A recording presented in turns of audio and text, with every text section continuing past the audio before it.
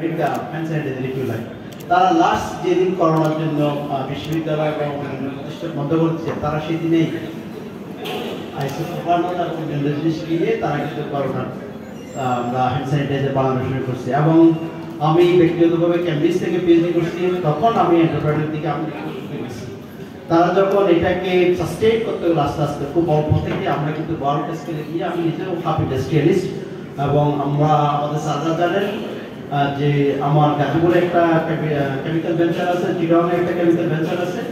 And then আপনার regulation আমাকে তো নোয়াখালী বিজ্ঞান ও প্রযুক্তি বিশ্ববিদ্যালয়ে যেহেতু ভাইস চ্যান্সেলর করা হয়েছে, but what I have share with my students পাপি অ্যান্ড সজল, তারা যখন আগে গুড় যখন শুরু করলো, তারা বলছে স্যার আমরা টেস্টিং কীভাবে করবো। আমি no problem, you can take the test in the practice sheet ভেবেন। এবং আপনারা দেখবেন তারা যখন আগের গুড় বিক্রি করতো, তারা কিন্তু একটা টেস্টের রিপোর্ট দিত, সেখানে পার্সোনালি আমার সায়েন্স ছিল, ডিপার্টমেন্ট থেকে টেস্ট করতে যেহেতু 15,000 টাকা লাগতো, যদি স্যার আমার ভুল না 15,000 টাকা লাগতো। আমাদের ডিমান্ড এখনো লাগে, এখনো প্রয়োজন হয় যদি টেস্টিং করতে হয়, বাট আমার মনে হয় বাকি মনে হয় ফ্রি অফ কস্টে আমরা টেস্টিংগুলো করে দিয়েছি।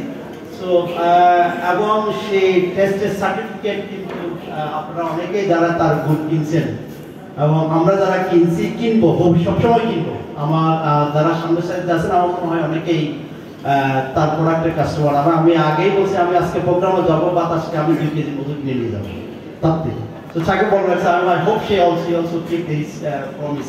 এবং যে ট্রাস্টের জায়গাটা বলছেন, আমি কামরুজ্জামান স্যার একসময় সিলেটে গেছি ছাত্রদের নিয়ে, চা বাগানে সবাইকে দিয়ে ঘুরতেছি, এক ভদ্রলোক মধু বিক্রি করতেছে, এই মাত্র চাক থেকে তুলে নিয়ে আসলাম, স্যার বলতেছে ইসমাইল বি কেয়ারফুল। আমার স্যার আমি দেখবই যেভাবে বলতেছে মানুষটা, তো আমি মনে হয় স্যার 2 কেজি দিচ্ছি, আমার যদি ভুল না হয় তো পরের দিন আসে বেসিক্যালি ফেলে দিতে হয়েছে।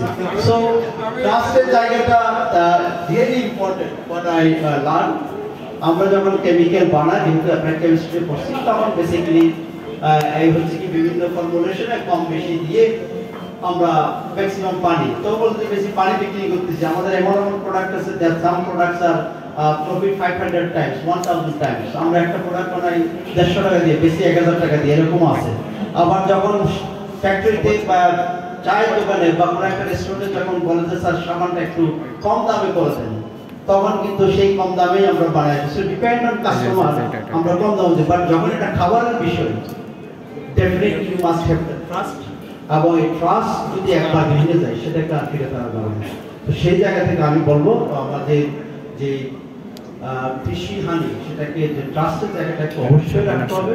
এবং অন্যান্য আমাদের যারা আজকে সুদীবৃন্দ আছেন, তারা আশা করি তাদের থেকে সেই ট্রাস্টটা পাবেন। এবং স্যাররা যেমন বলছেন, আমি তার আমার স্টুডেন্ট আমার এখানে আসছে, আমি তার ফ্যাক্টরিতে গেছি, he comes different times of how I could do the licence and other things. যেহেতু আমি ইন্ডাস্ট্রির সাথে ইনভলভ ছিলাম, লাইসেন্সিং প্রক্রিয়াগুলো আমি থ্রুলি করছি, যেহেতু 2টা ইন্ডাস্ট্রি এবং বাংলাদেশে আপনারা জানেন লাইসেন্সগুলো করতে হলে কত স্ট্রাগলের মধ্যে দিয়ে যেতে হয়।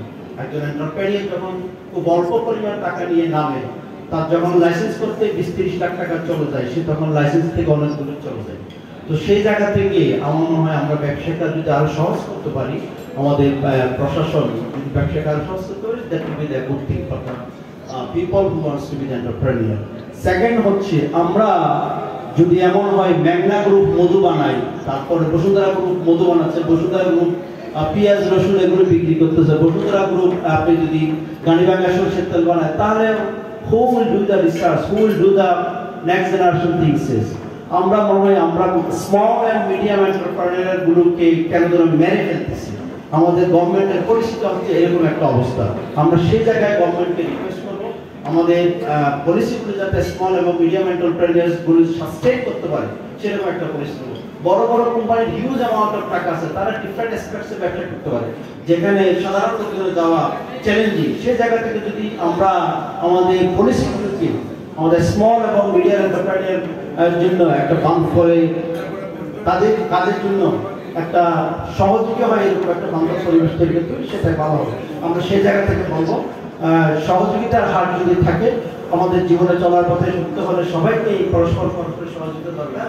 এই সহযোগিতার হার যদি থাকে, আমি বিশ্বাস করি আমাদের শিক্ষকরা যেভাবে সহযোগিতা করছে আমাদের ছাত্রদেরকে এন্টারপ্রেনার হওয়ার জন্য, আউট অফ দ্য বক্স চিন্তা করার জন্য, আউট অফ দ্য বক্স কাজ করার জন্য, আমি বিশ্বাস করি আপনারা আজকে যারা আসছেন তারা সহ বাংলাদেশের সবাই এই কাজগুলো যদি আমরা একটু সাপোর্ট দিই, আমাদের যে এন্টারপ্রেনিয়ার আসছে আমার হয় বাংলাদেশ একটা বড় ক্ষেত্র।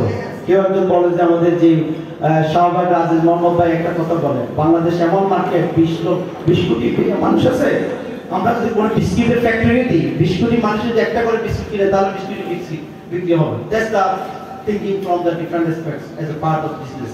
সো আমি বিশ্বাস করি এটার একটা ভালো ভবিষ্যৎ আছে। সেই জায়গা থেকে ট্রাস্ট এবং আত্মবিশ্বাস নিয়ে যদি সামনে এগিয়ে যেতে পারে ডেফিনেটলি ভালো হবে। বাপ্পি, সজল এবং তার টিমের জন্য সহযোগিতার হাত সবসময় থাকবে। আশা করি আপনাদের থেকেও সহযোগিতা পাবেন এবং তাদের এই ভেঞ্চারের উজ্জ্বল ভবিষ্যৎ কামনা করছি। আসসালামু আলাইকুম।